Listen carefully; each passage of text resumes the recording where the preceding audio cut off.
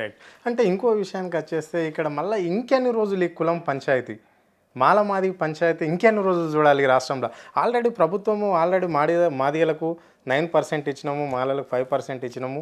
అందులో ఉన్న backward caste అంటే ఏబిసిడి చేశారు కదా, ఫస్ట్ వాళ్ళకు 1 ఇచ్చినామన్నారు. మరి ఇంకెందుకు ఇంత?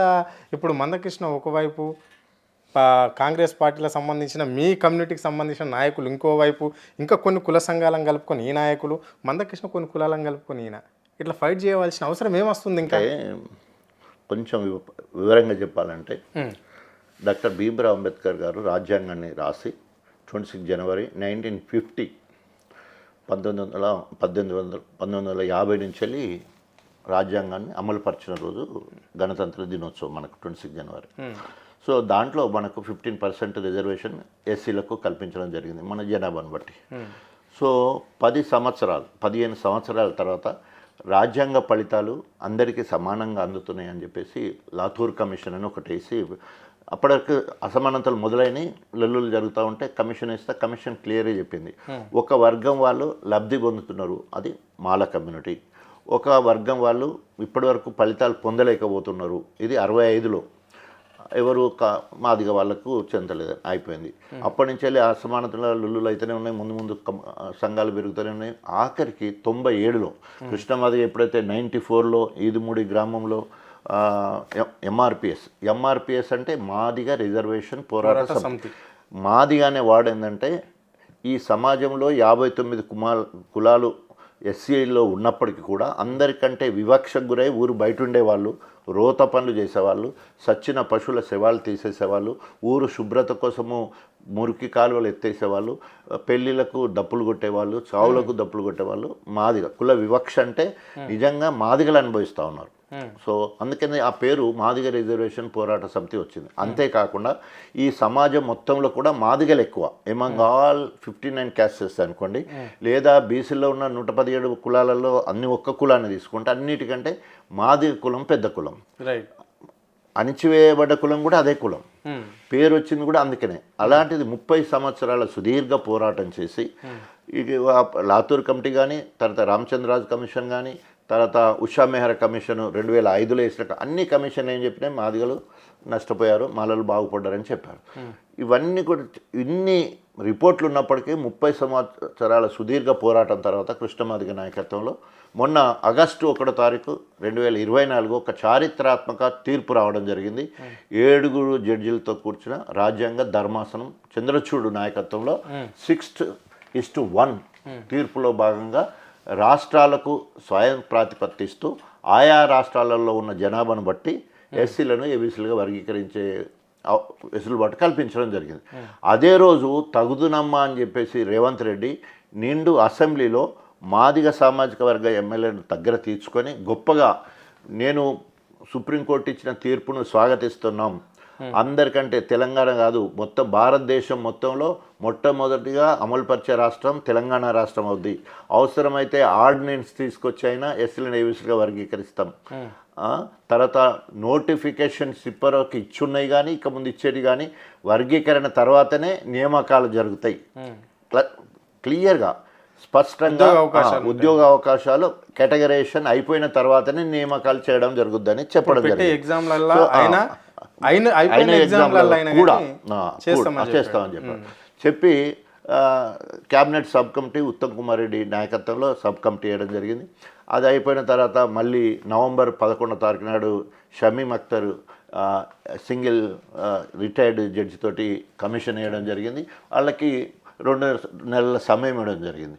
సో అది జనవరికి అయిపోవాలి, మళ్ళీ ఒక నెల ఫిబ్రవరి 10వ తారీఖు వరకు అంటే 3 నెలల సమయంలో రిపోర్ట్ ఇచ్చారు. ఆ రిపోర్టు ఇచ్చిండు కానీ అలా అంటే దేని మీద, అభివృద్ధి మీద, ఎడ్యుకేషన్ మీద, సామాజికంలో ఇప్పటివరకు గుర్తించని కులాలు వెనుకబడుతనాన్ని దృష్టిలో పెట్టుకొని ఏబీసీలుగా వర్గీకరించాలి అనేది నిదానం. కానీ అలా అన్నీ తప్పుల తడకలెక్క ఎవరో ఒకరు చెప్పితే అయినట్టు కొట్టొచ్చినట్టు కనబడుతుంది. ఇది ఇంతమంది మనం చెప్పినాం పంబాల అని ఉంటుంది. సో పంబాల క్యాస్టు మామూలుగా అయ్యగారు లెక్క ఉంటారు, గురువులు అంటే దళితులకు పెళ్లి చేసే కార్యక్రమంలో అట్లా ఉంటారు, అంటే బ్రాహ్మణ్స్ అని ఎట్లా ఇలా అట్లా ఉంటారు. ఆ రకంగా చదువులో ఎదిగిన్లు, విద్యాపరంగా ఎదిగిన్లు. వీళ్ళు ఇంతకుముందు గతంలో ఏబిసిడి అంటే ఎదిగిన వాళ్ళ గ్రూప్లో ఉండే, ఎదిగిన గ్రూప్లో ఉండే. కానీ ఇప్పుడు ఏం చేస్తే ఏ గ్రూప్లకు, ఎదిగిన గ్రూపులకు తీసుకొచ్చారు. అంటే వాళ్ళు ఉన్నదే 903 జనాభా వాళ్ళ మొత్తం కలిసి పంబాల అనేటోళ్ళది. అదే దాంట్లో డక్కలి వాళ్ళు ఉంటారు 2580 మంది అనుకో. 2500 మంది వాళ్ళు ఒక్క కుటుంబం కూడా ఉద్యోగం లేదు డక్కలి కులంలో. ఓకే, వాళ్ళేమో 100 కుటుంబాలు ఉద్యోగాలు ఉంటాయి, వీళ్ళకేమో ఒక్క కుటుంబం లేదు. వీళ్ళిద్దరిని కలిపి ఏలేసి కొట్టొచ్చినట్టు వివక్ష కనబడతా ఉంది. అంతకుముందు ఈ బుడగ జంగాలు బీలో ఉండేది, ఎప్పటికీ మాదిగా ఉపకులంగా ఉండేది. వాళ్ళని తీసుకుపోయి వాళ్ళు మంచిగా మధ్యతరంగా ఉంటే వాళ్ళని తీసుకుపోయి అత్యధికంగా వెనుకబడ్డదని చెప్పేసి 1,11,000 జనాభా వాళ్ళని తీసుకుపోయి ఏ గ్రూప్లో వేసారు. ఇంకా అన్నిటికంటే మన్నెపోళ్ళు అంటారు, మన్నెపోళ్ళు కూడా బాగా ఎదిగి ఇంతకుముందు సి గ్రూప్లో ఉండే వాళ్ళని తీసుకొచ్చి ఏ గ్రూప్లో వేసారు. వాళ్ళు ఒక 29,000 ఉంటారు, 29,000 మంది వరకు ఉంటారు. వాళ్ళని తీసుకుపోయి ఏ గ్రూప్లో వేసి ఇలా కొట్టొచ్చినట్టు అట్లా అవపడుతుంది. అదేవిధంగా నేతకాని వాళ్ళు ఉంటారు. నేతకాని వాళ్ళు థర్డ్ హైయెస్ట్ మాదిగా మాల నేతకాని. నేతకాని దాదాపు 1,70,000 వరకు, 1,33,000 వరకు ఉంటారు సార్. 1,33,000 ఉంటారు. 1,33,000 జనాభాకి వాళ్ళకి అవసరమైతే 1% ఒక సపరేట్ గ్రూప్ అన్న పెట్టాలి. వివేక్ వెంకటస్వామి చెప్పినట్టు వాళ్ళకి ఒక కార్పొరేషన్ ఇచ్చి డెవలప్ చేయాలి. అంత వెనకబడ్డారంటే వాళ్ళనేమో మాలలతోనే ఉంచుకొని వాళ్ళ పర్సంటేజ్ పెరగాలని 4% ఉండేది 5% పెరిగింది. వాళ్ళనేమో నేతకాని వాళ్ళనేమో వాళ్ళతోనే ఉంచుకున్నాడు. తర్వాత వీళ్ళను బుడగ జంగాలను మాదిగా పాపులేషన్ తగ్గాలని వెనకబడ్డ దాంట్లో వేసేసారు. అంటే ఇలా కొట్టొచ్చినట్టు అశాస్త్రీయత కనబడుతూ ఉన్నది. మేమేమంటున్నంటే కాబట్టి అది ఆయన కూడా ఒప్పుకున్నాడు. మళ్ళీ నెల రోజులు ఎక్స్టెండ్ చేసిళ్ళు. February 10th అయిపోతే ఆ రోజు అసెంబ్లీ ప్రవేశపెట్టిన తర్వాత మళ్ళీ వెనుక్కుపోయినంటే తెలిసిపోతుంది. తప్పులు నిజమే మీరు చెప్పిన కరెక్ట్ అన్నాడు. మళ్ళీ ఇప్పుడు ఈ March 10వ వరకు ఎక్స్టెండ్ చేసిండ్రు ఆయన పీరియడ్ని కూడా. అంటే అవకతవకలను సరిదిద్దుకొని మళ్ళీ ప్రవేశపెడదామని చెప్పి ఇప్పుడు 12వ తారీఖు మొన్న క్యాబినెట్లో మళ్ళీ కూడా ఆమోదం పొందినట్టు చెప్పింది. అది బయటికి రాలే. 12వ తారీఖు నుంచి వెళ్ళి ఇప్పుడు అసెంబ్లీ ఉన్నది. ఈ అసెంబ్లీ అయిపోయిన తర్వాత నువ్వు నియామకాలు చేస్తే బాగుంటుంది. ఎస్సీ ఏబీసీలుగా వర్గీకరిస్తే ఎవరు ఎట్లున్నారు ఇది లేదు. మొన్న February 10వ ప్రవేశపెట్టిన దానికి తిలోగతాలు ఇచ్చి దీన్ని పట్టించుకోక నీవు నియామకాలు చేసుకుంటా అంటే నీ మాట మీద నువ్వు మొత్తం కూడా నేను ఏదో ఇంతకుముందు ఎక్కడ మాట్లాడినట్టు మందకృష్ణ అంటున్నాడు. మా ముగ్గురే ద్రోహం చేసారు మాకు ఈ మాదిగ కమ్యూనిటీకి అంటున్నాడు. ఒకటి సీఎం, 2 వచ్చేసి ఆయన వాళ్ళ కమ్యూనిటీని కాపాడంలో వివేక్ వెంకటస్వామి సక్సెస్ అయ్యిండు. మా కమ్యూనిటీని కూని చేయడంలో నరసింహ మాత్రము వాళ్ళకి అనుకూలంగా మారిపోయాడు. ఇది వాస్తవమేనా? అనుకోవాల్సి వస్తుంది కదా. కొట్టొచ్చినట్టు నీవు ఎస్సీల పక్షాన లేదా కేటగరేషన్ పక్షాన కులపరంగా ఎస్సీల పక్షాన సరే నువ్వు మోచి నీ ఒక్క కులం గురించి కూడా కాకుండా నువ్వు ఎస్సీల పక్షాన అనుబంధం ఉన్నట్లుంది కదా ఉన్నది. అయినా కూడా నువ్వు నీ కులాన్ని పట్టించుకోలేవని దానికే కదా కృష్ణమాదిగా మండిపడేది. ఇప్పుడు ఆయన వివేక్ అవసరమైతే రాజకీయ జీవితాన్ని పడంగా పెట్టి దాన్ని సస్పెండ్ చేసినా పర్లేదని పార్టీ మేనిఫెస్టోలో పెట్టిన దాన్ని కూడా వ్యతిరేకంగా ఆయన మాలల కోసం పోయిండు. అంటే ఆయన రాజకీయాలను పక్కకు పెట్టేసాడు, కుల ఆత్మగౌరవం కోసం పోయిండు అనుకుందాం. మరి నువ్వేం చేసినావు? నీ పదవి కాపాడుకోవడం కోసం ప్రభుత్వానికి రేవంత్ రెడ్డికి సహకరిస్తున్నావు అంటే కదా. టీడీపీ పీరియడ్లో మీరు కూడా అక్కడ అప్పుడు కాంగ్రెస్ పార్టీలో మంచి లీడర్, యంగ్ డైనామిక్. టీడీపీ పీరియడ్లో ఒకసారి అయింది కదా ఇక్కడ వరీకరణ అయినప్పుడు మాదిగలకు 7% కదా ఇచ్చింది. మరి ఇప్పుడు 9 ఇస్తే నష్టం ఏముంది? అప్పుడు అవిభక్త ఆంధ్రప్రదేశ్లో మాదిగలు అక్కడ తక్కువ, ఎక్కువ. కాబట్టి ఇక్కడ ఇంకా ఎక్కువ రావాలి. 12% బుడగ జంగాలతో కలుపుకుంటే 12% మాదిగలు. ఆల్రెడీ కేసీఆర్ గారు నిండు సభలో జనాభా చెప్పినప్పుడు 12% మాదిగలు, 5% మాలలు, 1% ఉపకులాలు మొత్తం కలిస్తాయి. ఇప్పుడు కూడా అంతే ఉన్నారు. అంటే ఇప్పటికి కూడా 1,00,000 లోపే ఉంటాయి ఉపకులాలు మొత్తం కలిస్తాయి. 1,17,000లో అంతకుముందు సిలో ఉన్నాయి, బిలో ఉన్నాయి, అలా కలిపితే అయింది. ఉపకులాలు అంటే చిన్న చిన్న కులాలు వచ్చి అవి మేజర్ కులాలు మాదిగా ముందు మాదిగా మాల, ఇప్పుడు నేతకాని, తర్వాత బుడగ జంగాలు 4 పెద్ద కులాలు. మిగతా చిన్న చిన్న కులాలు. 1,17,000 అనేది నువ్వు అనేది ఏ గ్రూప్ లో మరి ఇప్పుడు మీకు సంబంధించిందే కదా బెనిఫిట్ కూడా. ఇప్పుడు మీరే కదా ఇప్పుడు మీరే చెప్పారు బుడగ జంగాలు మాదిగోళ్ళతోనే అటాచ్ ఉంటారు. ఇప్పుడు కూడా 9% ఎట్లా తృప్తి పడతాం అంటే ఏ గ్రూప్ లో రెల్లి ఉండేది మంచిగా, బి గ్రూప్ లో మాదిగా ఉండేది, సి గ్రూప్లో మాల ఉండేది, ఆది ఆంధ్ర ఆది జాంబా అని డీలో ఉండేది. సో అప్పుడు ఎట్లా ఉండేది? ఒకవేళ కనుక ఉద్యోగాలు వచ్చినప్పుడు ఒకవేళ కనుక ఢిల్లీలో లేరనుకో మాకు ఒకటి యాడ్ అయ్యేది 1%, 8 అయ్యేది. ఒకవేళ కనుక అటు పోయి ఆది ఆంధ్ర ఆది జాబో మన తెలంగాణ లేరు కాబట్టి ఆ 1 ఢిల్లీలో పడుతుంది, ఢిల్లీలో ఉండరు, అది కూడా పడితే అట్లా 9 అవుతుంది అనుకున్నాం. ఆ 9 అట్లయితే ఎట్లా వచ్చింది? ఆ 9 ఇప్పుడు ఉన్నది కానీ జనాభా ప్రకారం రాలేదని మళ్ళీ. అంటే ఇప్పుడు ఎంత కావాలనుకుంటున్నారు? ఇప్పుడు సింగిల్ క్యాస్ట్గా మాల 15 ఉన్నది, సింగిల్ క్యాస్ట్గా మాదిగ 32 లక్షలు ఉన్నది. సో అట్లా చూసినప్పుడు నీకు 15కు 30 ఉంటేనే నీకు 10% రావాలి. పైన ఇంకా 2 లక్షలు ఉన్నది, 33,000 ఉన్నది. మా బుడగ జంగాలు పక్కకు పోయింది, అది మొత్తం కలిపితే మాకు 12% రావాలని మేము డిమాండ్ చేస్తూ ఉన్నాం. అంటే 11 ఇస్తే ఓకేనా? 11 మాదిగల వరకు అయితే ఓకే. బుడగ జంగాలు అటు పోతారు అప్పుడు. అవును అంతే కదా. అది పోయినాక బుడగ జంగాలు అటు పోయినా కూడా 11 మాకు రావాల్సిందే. సో ఇప్పుడు ఎట్లా వస్తుందో వెయిట్ అండ్ సీ. రేపు ఆల్రెడీ క్యాబినెట్ ఆమోదం పొందింది, మళ్ళీ రెండోసారి ఆమోదం పొందింది. రేపు 12వ తారీఖు నాడు అసెంబ్లీలో కొంతమంది మీ కమ్యూనిటీకి సంబంధించిన వాళ్ళే రాజకీయ నాయకులు కావచ్చు, మళ్ళీ కులం గురించి పోరాటం చేసిన వాళ్ళు కావచ్చు, వాళ్ళందరూ ఏమంటున్నారంటే చెప్పాలా పేర్లు చెప్పాలి, నాకు ఎరికే పేర్లు కూడా తెలుసు కదా నీకు. అంటే వాళ్ళందరూ కావాలనే మందకృష్ణ చేయనివ్వకుండానే అడ్డుపడుతున్నాడు అని చెప్పేసి అంటున్నారు. ఇది ఎంతవరకు కరెక్ట్, ఎట్లా చూడాలి? అంటే మీకు కూడా తెలుసు, ఒక్కొక్కరు ఒక్కొక్క పార్టీకి అనుబంధంగా పనిచేసే గ్రూపులు నాయకులు అయిపోయారు వాళ్ళు. సో ఇవాళ ఉదాహరణకి వంగపల్లి ఉంటే ఓ రకంగా ఉంటాడు, పాపయ్య ఉంటే ఇంకో రకంగా ఉంటాడు, మేడి పాపయ్య. తర్వాత మన ఈయన పేరు ఏం పేరు, మాలిగ పల్లెలకన్నిటి మహారాజుల పల్లె అని పెట్టింది చూడు, విశారదన్. ఆయన అయితే మొత్తము మొన్న రాజనరసింహ దేవుడు ఇంద్రుడు చంద్రుడు అనే పొగిడే కార్యక్రమం చేస్తున్నాడు, ఈ ప్రభుత్వాన్ని అభినందిస్తుందని చెప్పే కార్యక్రమం. అంటే వీళ్ళందరూ ఒక్కొక్క రకం ఉన్నా కూడా, అంటే కృష్ణమాదిగా నేను 4 సార్లు గెలిచిన, ఎస్సీ మాదిగ వాడిగా 4 సార్లు గెలిచిన. ఎందుకు? నా కులబలము గణపురంలో ఎక్కువ ఉంటుంది. ఈవెన్ కృష్ణమాదిగని కూడా తరిమికొట్టిన సందర్భాలు ఉన్నాయి. కృష్ణమాదిగ ఎప్పుడు ఇది ఆయనే మాట్లాడింది కాబట్టి నేను కూడా మాట్లాడుతున్నాను. ఏంటంటే 4 సార్లు నేను గెలిచినా కూడా మా ఇద్దరం మళ్ళీ ఆయన నా గురించి గొప్పగా మాట్లాడుతాడు, నేను ఆయన గురించి గొప్పగా మాట్లాడుతాను. కానీ సిద్ధాంతపరంగా వచ్చేసే వరకు నేను బీఆర్ఎస్ పార్టీలో ఉన్నా. ఆయన ఒకసారి కాంగ్రెస్కి సపోర్ట్ చేసిండు, ఆయన ఒకసారి టీడీపీకి సపోర్ట్ చేసాడు. ఉదాహరణకి టీడీపీకి సపోర్ట్ చేసినప్పుడు నేను కాంగ్రెస్ పార్టీకి రాజీనామా చేసి ఒక మాదిగ బిడ్డగా మాదిగ ఆత్మగౌరవం నిలబెట్టడానికి సదాలక్ష్యం వారసత్వాన్ని పుంజుకొని నేను రాజీనామా చేసి ఎలక్షన్కి పోతే ఈ కృష్ణమాదిగ వచ్చి ఏం చేస్తాడు, బయన్లో అయిన కడెం శ్రేణి గెలిపించాలంటే టీడీపీ అయినా గెలిపిమంటాడు. అయితే అట్లా అయినాక అక్కడికి వచ్చేసే వరకు ఏమైపోయింది, మొత్తం తగుదనమ్మా నియోజకవర్గంలో వచ్చి ప్రెస్ మీట్ పెడితే మొత్తం మాదిగ బిడ్డలను తిరగబడి కారు మీద రాలేసి ఆయన కారు మీద రాలేదు. సో అంతకుముందు ఇందిర మా చెల్లెనే కాంగ్రెస్ నుంచి ఆమెను సపోర్ట్ చేశారు. అంటే ఎప్పుడు చేసినా కూడా ఎలక్షన్ల వరకు వచ్చే వరకు మాదిగ ఆత్మగౌరవాన్ని ఉనికి చాటడానికి లేదా ఆత్మగౌరవాన్ని కాపాడే విషయంలో కృష్ణమాదిగా లైన్ అవుతాడు, రాజే లైన్లో అయినపోతాం, మళ్ళీ ఇద్దరు అక్కడ కలుస్తాయి సిద్ధాంతం. కానీ ఆయన ఏదో పార్టీకి అనుబంధంగా ఉండి కార్యక్రమం చేస్తాడు. నేనున్న పార్టీలో నేను ఎప్పుడు గెలుస్తూనే వచ్చిన. ఆయన నాకు అపోనెంట్కు సహకరించినా కూడా ఆయన గణపురకు వచ్చే వరకు రాజకీయ పరంగా ఓడిపోయిండు. మీరు తెలంగాణకు ఉప ముఖ్యమంత్రి ఉన్నప్పుడు మీ ముఖ్యమంత్రి కేసీఆర్ ఆల్రెడీ మాదిగలకు మేము రిజర్వేషన్కి అనుకూలంగానే ఉన్నాము అని చెప్పేసి గెజిట్ చేస్తామని చెప్పి ఢిల్లీ దాకా పోయిండు. మరి కృష్ణమాదిగ ఎందుకు బీఆర్ఎస్ చేసింది, కేసీఆర్ చేయడానికి సిద్ధంగానే ఉన్నాడని చెప్పేసి ఎందుకు మాట్లాడలేకపోతుండు, మీరు ఎందుకు ఒప్పేయలేకపోతే? కారణం ఏంటంటే బీఆర్ఎస్ పార్టీ మొదటి నుండి 2001 నుండి కూడా మాదిగ రిజర్వేషన్ పోరాట సమితికి కానీ లేదా ఎస్సీలను ఏబీసీలుగా వర్గీకరించే విషయానికి ఎప్పుడు కూడా సిద్ధంగా ఉంది. ప్రతిసారి మేనిఫెస్టోలో పెట్టింది. స్వయంగా నేనే బీఆర్ఎస్ పార్టీ నుంచి వెళ్ళి ఉప ముఖ్యమంత్రిగా కేసీఆర్ గారి ఆశీస్సులతో ఆయన అనుమతితో తీర్మానాన్ని ప్రవేశపెట్టింది నేను.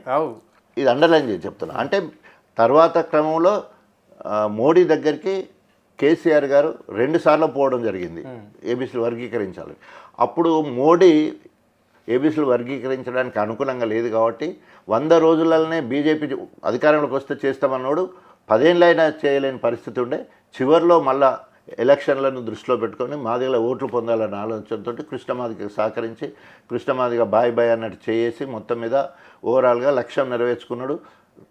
ఏదంటే సావు తప్పి కన్నులట్ల పడ్డట్టు నితిన్ అదేవిధంగా చంద్రబాబు నాయుడు చేయబట్టి కేంద్రంలో మళ్ళీ ప్రభుత్వం రావడం జరిగింది. సో ఆ రకంగా ఇక్కడ కూడా ఎస్సీలను ఏబీసీ వర్గీకరిస్తాను ఒక్క మాటతోటి ఇక్కడ కూడా 8 సీట్లు సంపాదించుకునే పరిస్థితి వచ్చింది బీజేపీకి. లేకపోతే ఇక్కడ అన్ని ఓట్లు ఎందుకు వస్తాయి? అంతే కదా. మరి అంత ఉందా? ఇక్కడ ఉంటుంది 100 డైరెక్ట్. కేంద్రంలో 2 పార్టీలు ఉన్నాయి. కేంద్రంలో ఏది ఉంది? ఓన్లీ కాంగ్రెస్ లేదా బీజేపీ, ఇవి 2 ఇట్లే. బీఆర్ఎస్ పార్టీ ఓన్లీ తెలంగాణ కోసం, అస్తిత్వం కోసం, ఆత్మగౌరవం కోసం, అభివృద్ధి కోసం పుట్టిన పార్టీ కాబట్టి ఎంపీ ఎన్నికల్లో పెద్దగా వేయలేదు. ఒక ఓటు ఇటు ఒక సీటు కూడా రాని పరిస్థితిని దాన్ని ఒప్పుకుంటాం మేము, కారణం ఏదైనప్పటికీ. కానీ బీజేపీ మాత్రం ప్లస్ అయింది కదా డైరెక్ట్గా. ఒక కుల సంఘం, ఒక కులం గురించి ఒక పిఎం దిగచ్చిండు అంటే మీ కులానికి అది ఏ విధంగా ఉంటుంది? తప్పకుండా ఇట్లనకుండా ఇంకో రకంగా చెప్పాలంటే బీజేపీ మాదిగా ఓట్లను గుంజుకోవడానికి ప్రయత్నం చేసింది, సక్సెస్ అయింది. అంతే కదా, అంతే కదా. మళ్ళీ బీజేపీ అధికారంకి వచ్చింది కదా, బీజేపీ అధికారంకి వచ్చింది, సక్సెస్ అయింది. అధికారంలోకి వచ్చింది ఓకే, కానీ మందకృష్ణ ఎక్కడ ప్రచారం చేసినా అక్కడ క్యాండిడేట్ గెలిచిండా? చేయమన్నాడు. ఇక్కడ మాదిగా మోరల్ సపోర్టే, కృష్ణ మాదిగా మోరల్ సపోర్ట్ అని అనేక సార్లు చెప్పిండు. నేను ఇప్పుడు కాదు ఏ పార్టీ కాదు, ఏ పార్టీ నాకు సహకరించిందో ఆ పార్టీకి మోరల్గా నేను సపోర్ట్ చేస్తూ వచ్చిన. ఆనాడు టీడీపీ ఎస్సీలను ఏబీసీలుగా వర్గీకరించింది కాబట్టి చంద్రబాబుకి సపోర్ట్ చేసిన, కాంగ్రెస్ వ్యతిరేకించిన. యూపీఏ గవర్నమెంట్ ఉన్నప్పుడు నేను వైఎస్ రాజశేఖర్ దగ్గర ఉన్న, ఆయన నాకు పదవులు ఇస్తానన్నా తీసుకోలేదు. సోనియా గాంధీని కలిసిన, ఉషా మెహ్రా కమిషన్ వేసుకున్నా, అప్పుడు ఆ పార్టీకి సహకరించిన. ఇప్పుడు కేంద్రంలో బీజేపీ ఉన్నది కాబట్టి ఇప్పుడు ఏది చేసినా కూడా కేంద్రంలో చేయాలి కాబట్టి బీజేపీకి దగ్గర అయినా ఇవాళ ఏబీసీలు సాధించుకున్నాను చెప్పే పరిస్థితి ఆయన దగ్గర ఉన్నది. నేను ఏ పార్టీకి దగ్గర కాదని క్లియర్గా ఇప్పుడు కూడా చెప్తానే ఉన్నాడు కదా. కాకపోతే ఏ పార్టీ నా వర్గానికో ఏబీసీకో సహకరించిందో దానికి మాత్రము నేను మోరల్గా సపోర్ట్ చేసినని చెప్తాడు. ఓకే, నేను నా కండు చూడండి ఎప్పుడైనా మారిందని చూపిస్తాడు. ఓకే, ఇంకో విషయానికి వచ్చేస్తే ఇప్పుడు రిజల్ట్స్ వస్తున్నాయండి, గ్రూప్ 1, గ్రూప్ 2, గ్రూప్ 3 వాళ్ళకి సంబంధించి రకరకాల రిజల్ట్ ఉన్నాయి. ఇప్పుడు మొన్న రాసిన ఎగ్జామ్లో మరి ఇప్పుడు ఈ రిజర్వేషన్ ఇంప్లిమెంట్ అవుతుంది అనుకుంటారా? ఇప్పుడు రేవంత్ రెడ్డి అంటే డెఫినెట్గా ఎంత గట్టిగా చెప్తాడో అది గట్టిగా చేయడాన్నట్టే లెక్క. ఇప్పుడు 420 హామీలు అట్లే పోయినాయి, 6 అటే పోయినాయి, 9 ఇవన్నీ పోయినాయి. తర్వాత మొత్తము ఏంది 6 గ్యారెంటీలు అంటే అన్నీ అటకెక్కే కార్యక్రమం ఉంటాయి. దీనికి ఎంత గొప్పగా అన్నాడండి, ఆగస్టు 1వ తారీఖు నాడు నిండు సభలో ఎస్సీ ఎమ్మెల్యే అందరినీ పక్కకు పెట్టుకొని భారతదేశంలో నెంబర్ 1 రాష్ట్రము తెలంగాణ రాష్ట్రం అవుతుంది, అవసరమైతే ఆర్డినెన్స్ తీసుకొచ్చైనా ఏబీసీలు వర్గీకరిస్తా, తర్వాత ఏదైతే నియామకాలు జరగవలసినవి ఉన్నాయో అవి వర్గీకరణ తర్వాతనే నియామకాలు జరుపుతా, ఇచ్చిన నోటిఫికేషన్లు కానీ ఇక ముందు ఇచ్చే నోటిఫికేషన్లు అన్నీ కలిపి ఎస్సీలను ఏబీసీలుగా వర్గీకరించిన తర్వాతనే నియామకాలు చేపడతా అని గొప్పగా నిండు సభలో చెప్పిండు మాదిగా ఎమ్మెల్యేల సాక్షిగా. అది 15 రోజులు కాకముందే డిఎస్సి ద్వారా 1500 టీఎస్సీకి సంబంధించిన టీచర్స్ దానికి అనుబంధంగా ఉండే ఉద్యోగాలు ఇచ్చేసిండు. తర్వాత మాకు సంబంధించిన ఎంబీబీఎస్ సీట్లు కావచ్చు, బీటెక్ సీట్లు కావచ్చు, ప్రొఫెషనల్ ఎంబీఏ, ఎంసీఏ ఇట్లాంటి ప్రొఫెషనల్ కోర్సుల 100లాది సీట్లు మాదిగా బిడ్డలు నష్టపోయినలు, డిఎస్సిలో నష్టపోయినలు.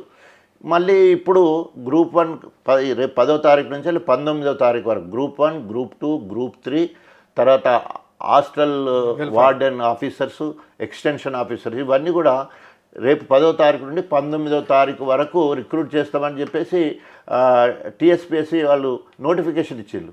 సో ఇప్పుడు దాన్ని ఇమ్మీడియట్ నిలిపేయాలని ఈయన ఆర్డర్ ఇచ్చి వెనకకి లేగేస్తాడు. అటు చేసిండు. మళ్ళీ ఇప్పుడు మరి 12వ తారీఖు నుంచి అసెంబ్లీ ఉన్నది. అసెంబ్లీ అది బిల్లు ప్రవేశపెట్టి ఏబీసీ వారికి అమలు పరిచే వరకు నోటిఫికేషన్లు ఏదైతే ఇచ్చిందో ఆ నియామకాలు జరపొద్దు అని మెయిన్ డిమాండ్ చేస్తూ ఉన్నాం. మాదిగా ఉపకులాలు నష్టపోయే వాళ్ళందరూ కూడా ఈరోజు అక్కడ కృష్ణ మాదిగా కూడా మిగతా వాళ్ళందరూ కూడా ఇవాళ మళ్ళీ తిరగబడడానికి వచ్చింది. సో ఒకవేళ ఇంకా నువ్వు మొండికి ఇట్లనే పోతే దీనికి మూల్యం చెల్లించక తప్పదు. ఇప్పటికే రైతులతో పెట్టుకొని రైతులు 441 మంది రైతులు ఆత్మహత్య చేసుకున్నారు. అవన్నీ ప్రభుత్వ హత్యాలే, నీ హత్యాలే. రైతులు వ్యతిరేకమైపోయారు. మహిళలకు అనేక హామీలు ఇచ్చి ఒక్కడు కూడా నెరవేర్చలేదు, వాళ్ళు వ్యతిరేకమైపోయారు. మాదిగలు లేదా ఎస్సీ వాళ్ళు కనుక తిరగబడేది ఉంటే నీ రాజకీయంగా నేను పాతరిస్తారు. ఓకే, చివరిగా అంటే రాజయ్య ఇంత స్థాయికి ఎదిగిండు అనుకుంటే కుల సంఘం నుంచి వచ్చిండు అనుకోవాలా, లేదంటే డాక్టర్ వృత్తి నుంచే ఇంత స్థాయికి ఎదిగిండు అనుకోవచ్చా? కులము పుట్టుకతో వచ్చింది, చదువు కష్టపడి చదివితే వచ్చింది. అదేవిధంగా రాజకీయ ఎదుగుదల నేను తీసుకునే కార్యాచరణ మీద. రైట్. సో సరి అయిన సమయంలో సరి అయిన నిర్ణయం తీసుకోవడమే రాజకీయంలో ఎత్తుగడలు. ఉదాహరణకి 94లో ఎన్టీ రామారావు గారు స్వయంగా వాళ్ళ అల్లుడు దగ్గుబాటి వెంకటేశ్వర నా దగ్గర పంపించి, మీరు టీడీపీకి రండి, ఎన్టీఆర్కు చదువుకున్న వాళ్ళు మీలాంటి డాక్టర్ అంటే చాలా ఇష్టం, ఇక్కడ స్థానిక నినాదం ఎక్కువ ఉంది గణపురంలో, 78 నుండి ఎస్సీ రిజర్వేషన్ 94 వరకు ఒక్కరు కూడా స్థానికులు కాలే, ఏ రిపోర్ట్ తీసుకున్నా కూడా మీ పేరే వస్తుంది, మీరు టీడీపీలోకి రావాలని దగ్గుబాటి వెంకటేశ్వర ప్రణయ్ భాస్కర్ అని వినయ్ భాస్కర్ వాళ్ళు అన్నుండే, ఆయన ద్వారా వాళ్ళ ఫ్యామిలీ డాక్టర్, ఆయన ద్వారా ఇంటికి వచ్చి అడిగితే, సారీ సార్ నాకు పాలిటిక్స్ ఇంట్రెస్ట్ లేవు, I don't want to come in to politics, I have my own commitments, నా కుటుంబం చాలా పెద్దది, చెల్లెళ్ళు ఉన్నారు, పెళ్ళిళ్ళు చేయాలా, కుటుంబ బాధ్యత మొత్తం కూడా నా మీదే ఉన్నది, నేను రాజకీయాలకు రాను సార్ అని చెప్పి. రానంటే మరి అక్కడ కడియం శ్రేరి స్థానికేతరుడు, అక్కడ లోకల్ వాళ్ళు అడిగేవాళ్ళు సర్పంచ్ ఎంపీటీ స్థాయి కూడా లేరు, మీరు కనుక రాకపోతే అది కడియం శ్రీకి ఇవ్వాల్సి వస్తుంది అని కూడా హెచ్చరింది. సరే ఎవరికన్నా ఇచ్చుకొని నేను రానప్పుడు ఎవరికి ఇస్తే నాకేంటి అని చెప్పేసి అంత సింపుల్గా పడేసాం. తర్వాత దత్తాత్రేయ ఆ రోజు బీజేపీ రాష్ట్ర అధ్యక్షుడు, ఆయన కూడా వచ్చి రాజయ్య బీజేపీకి రావాలంటే నేను నవ్విన. ఎందుకు నవ్వుతున్నా నాకు తెలుసు, నువ్వు లెఫ్ట్ ఐడియాలజీ పీడిఎస్యూలో జనరల్ సెక్రటరీ వరకు ఉన్న మెడికల్ కాలేజీలో అది అంటే, అది కాదు కానీ నాకు పాలిటిక్స్ అంటే ఇంట్రెస్ట్ లేదు, ఇంకా మీరు వచ్చేయంటే రేపు టీడీపీ బీజేపీ అలయన్స్లో గవర్నమెంట్ ఫామ్ చేయబోతుంది, మేము ఒక్క మంత్రి పదవి అడిగినా అది నీకోసం అడుగుతాము, please do join in BJP అని అంటే, సరే సార్ నేను రాజకీయాలకి రాను సార్ అని చెప్పిన. ఆయన ఉచిత సలహా కూడా ఇచ్చిపోయాడు, ఒకవేళ కనుక బీజేపీ ఇష్టం లేకపోతే టీడీపీ వాళ్ళు ఎవరైనా మిమ్మల్ని అడిగేది ఉంటే టీడీపీలో ఉన్న జైన్ గాంధీ అని చెప్పిండు. ఆయన వచ్చిపోయిన సంగతి నేను చెప్పలే, కానీ అంటే అంత డిమాండ్ ఉన్నా కూడా నేను రాజకీయాలకు పోలే. అంటే అక్కడ స్థానిక నాయకత్వం అది ఎందుకు వచ్చింది, చదువుదారు వచ్చింది, నేను చేసే సోషల్ యాక్టివిస్ట్ వాళ్ళు వచ్చింది, చదివి ఎదిగిన వాడికి వచ్చింది, ఏ పార్టీకి సంబంధం లేదు, అప్పటికి ఫ్రెష్గా ఉన్నా కాబట్టి అంత మంచి పేరు ఉండే. అలాంటి పరిస్థితులలో 94లో దండోరా, రైట్. సో నన్ను నా రాజకీయ అరంగేట్రమే దండోరా. ఎందుకంటే I started first pediatric nursing in Warangal district, not only Warangal, ఉత్తర తెలంగాణ మొత్తంలో మొట్టమొదటి పిల్లల దవాఖానా ఒక దళిత మాదిగ బిడ్డ స్థాపించిన నర్సింగం. ఎందుకు ఈ మాట చెప్తున్నానంటే, సో అక్కడ ఎంతమంది డాక్టర్లు ఉన్నారో అందరి చివర్ల విజయ్ కుమార్ రావు, నరసింహారెడ్డి, సంజీవ్ రెడ్డి, కేఎస్ రావు, తిరుపతి రెడ్డి, శ్రీరామ్ రెడ్డి, అన్ని ఇట్లాంటి పేర్లలో డాక్టర్ రాజయ్య ఒక్కడే ధైర్యం చేసి పేషెంట్లు బాగా చూసినా 2 సార్లు ప్రభుత్వ ఉద్యోగాన్ని వదిలిపెట్టేసి ప్రైవేట్ ప్రాక్టీస్లో సెటిల్ అయినా కాబట్టి, నర్సింగ్ పెట్టే స్థాయికి వచ్చినా కాబట్టి, నా పేరు మాత్రం నా కులం పేరు ఎందుకు చెప్పుకోవద్దని చెప్పేసి ఐఎమ్ డాక్టర్ తాటికొండ రాజయ్య మాదిగా, నా కులం పేరు తెలిసిన తర్వాతనే నా దవాఖానకు రండి, లేకపోతే చావండి అని చెప్పేసి ధైర్యంగా ఆ రోజు స్టేట్మెంట్. ఇట్లా ఉంటుందా సావు? కారణం ఏంటంటే, అందుకనే ఎందుకు ఆ మాట చెప్తున్నా, ఒక్కొక్కరు పేరు ఎందుకు పెట్టుకున్నా, రెడ్డోళ్ళు మంచి డాక్టర్లు ఉన్నారు, లేదా కోంటోళ్ళు మంచి డాక్టర్ ఉన్నాడు, రావులు మంచి డాక్టర్, మాది కూడా మంచి డాక్టర్ ఉన్నాడు, ఎట్లొస్తుంది నేను మాదిగా అని తెలిసినప్పుడే నా దగ్గరకు వస్తేనే కదా. సో నేను మాదిగా నన్ను తెలిసిన తర్వాత నా దగ్గర రావాలి అనే కాన్సెప్ట్ తోటి అంత గొప్పగా ఆ రోజు కులం పేరును గొప్పగా చెప్పిన మొట్టమొదటి ఏమంటారు హైలీ క్వాలిఫైడ్ పర్సన్ ఇన్ దండోరా ఎడ్యుకేషన్.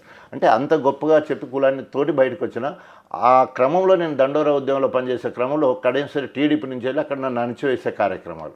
ఎందుకంటే అప్పటి నుండే అంతే కదా, మేము పోరాటం చేసింది టీడీపీనే కదా.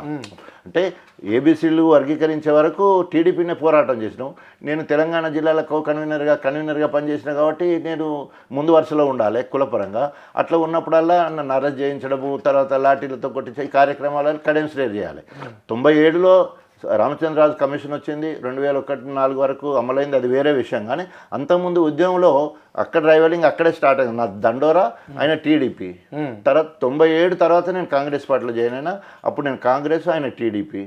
సో 2009లో నేను మొదటిసారి ఆయన మహాకూటమి ఉండగా మొదటిసారి 11,671తో మొదటిసారి మహాకూటమి ఉండగా కడె మీద గెలిచిన, రెండోసారి దెబ్బ మీద దెబ్బ వేయడానికి కాంగ్రెస్ పార్టీని వదిలిపెట్టి బీఆర్ఎస్ పార్టీలో చేరి రెండోసారి 33,000తో గెలిచిన, నాలుగోసారి 58,000తో గెలిచిన, మూడోసారి 58,000తో గెలిచిన, నాలుగోసారి 37,000తో గెలిచిన. అంటే ప్రజాబలం ఇట్లా పెరుక్కుంటూ పోయింది. కారణం ఏంటంటే దీంట్లో అన్నింటినీ ఎడ్యుకేషన్ను ఓన్ చేసుకోగలిగినాను. 2 సార్లు ప్రభుత్వ ఉద్యోగాన్ని వదిలేసి ప్రైవేట్ ప్రాక్టీస్లో సెటిల్ అయ్యి జాతీయ స్థాయిలో ఉత్తమ పిల్లల డాక్టర్గా అవార్డు పొందడం జరిగింది.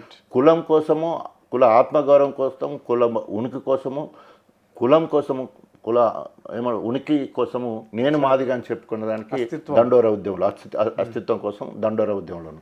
అదేవిధంగా తెలంగాణ రాష్ట్ర సాధన కోసం అధికార కాంగ్రెస్ పార్టీ ఎమ్మెల్యే పదవికి రాజీనామా చేసి సదాలక్ష్మి వారసత్వాన్ని 69-70లో ఆమె రాజీనామా చేస్తే ఆ వారసత్వ మలి ఉద్యమంలో డాక్టర్ రాజయ్య తెలంగాణ కోసం కాంగ్రెస్ పార్టీకి రాజీనామా చేసిండు. ఇది హిస్టారికల్ ఈవెంట్. అంటే ఇది స్వయంగా నేను నిర్మించుకున్న మెట్ల మించి నేను ఎక్కిన కానీ ఒక్కరేదో చేస్తే ఎదిగిన పరిస్థితులు ఎక్కడ కూడా కనిపించదు. సో తెలంగాణ కోసం దండోరా కోసం, కులం కోసమేమో దండోరా, రాష్ట్రం కోసం తెలంగాణ కోసం రాజీనామా చేసే కార్యక్రమాలు, వృత్తిపరంగా డాక్టర్గా జాతీయ స్థాయిలో అవార్డు పొందే కార్యక్రమం, ఇన్ని రకాలుగా నేను ఉన్నాను కాబట్టి ఇవాళ ఈ స్థాయికి వచ్చాను. దాంట్లో డెఫినెట్గా ఉంటుంది రాజకీయాలకు దండోరా నేపథ్యమైనా కూడా మొదటిసారి వైఎస్ రాజశేఖర రెడ్డి నాకు కాంగ్రెస్ పార్టీ నుంచి టికెట్ ఇచ్చి కాంగ్రెస్లో గెలిచిన కాబట్టి ఆయన రాజకీయ భిక్ష పెట్టిండు మొదట్లో. సో ఆయన నాకు రాజకీయ గురువు వైఎస్ రాజశేఖర రెడ్డి అయితే దేవుడితో సంబంధాన్ని ఉప ముఖ్యమంత్రి చేశాడు కేసీఆర్ గారు. It is a historic event. Who is the first deputy CM of Telangana అంటే డాక్టర్ రాజా. అది ఎవరిచ్చిండు? కేసీఆర్ ఇచ్చాడు. అది కాకి లెక్క కలకాలమా కోకి లెక్క కొన్నాళ్ళ పక్కకు పెట్టేది అంటే ఉప ముఖ్యమంత్రి అది మాదిగ బిడ్డగా. ఇవాళ ఇప్పుడు అంతకుముందు రాజనరసింహ ఉన్నాడు మోచి, ఆయన ఆంధ్రప్రదేశ్లో ఉప ముఖ్యమంత్రిగా ఉండే. ఇప్పుడు బట్టి వచ్చిండు, ఈయన మాల దాసరి, ఓన్లీ అసలు సిసిల్ మాదిగొని తెలంగాణలో ముఖ్యమంత్రి నొక్కొని. సో వస్తుంది అది క్వశ్చన్, డైరెక్ట్ క్వశ్చన్. ఆయన అప్పుడున్నాడు, ఈయన ఇప్పుడున్నాడు, పక్క అంటే ఓన్ చేసుకోగలిగాను. మాదిగా అనే క్యాస్ట్ను ఓన్ చేసుకోగలిగాను, త్యాగాన్ని చేశాను, ఎడ్యుకేషన్లో ఉన్నాను, ఇప్పటికి కూడా పార్టీకి ఒబీడియంట్గా కూడా ఉన్నాను. 4 సార్లు మళ్ళీ మాదిగా 4 సార్లు ఎమ్మెల్యే గెలవడం అనేది దీనికి పరాకాష్ట. Okay, right. Thank you Rajaiah గారు, మీ అమూల్య టైం మాకు కేటాయించినందుకు ధన్యవాదాలు. Thank you Arun, thank you.